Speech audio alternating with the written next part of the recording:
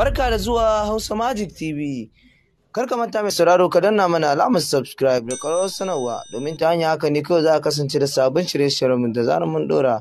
Mun gode masu sauraro. 'Yan bindiga sun farmaki tawagar motar gwamnan jihar Kano Ganduje.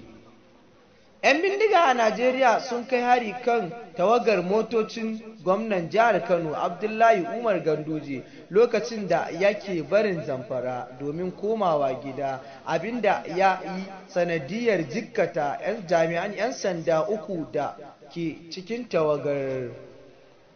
Jaridar Daily Trust ta rawaito cewar 'yan bindigar sun buɗe wuta a kan jerin motocin gwamnan ne bayan kammala taron jam'iyyar APC da aka yi a birnin Gusau, inda gwamnan Bello Matawalle ya sauya sheka daga jam'iyyar PDP. Majiyar fadar gwamnatin jihar Kano ta ce gwamnan Ganduje baya cikin tawagarsa lokacin da 'yan bindiga suka buɗe wuta a kan tawagar motocin. Rahotanni sun ce Ganduje ya bi tawagar gwamnan jihar Jigawa Badar Abubakar domin komawa gida, yayin da tawagar motocinsa suka bi shi.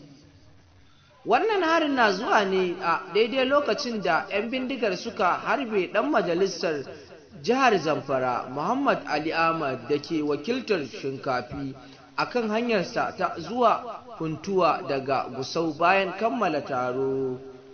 Idan yau ne farkon zuwan ka wannan tasha, muna so ka danna mana alamar subscribe da ƙararrawar sanarwa domin ta hanyar haka ne kawai za ka kasance da sabbin shirye-shiryenmu da zarar mun dora.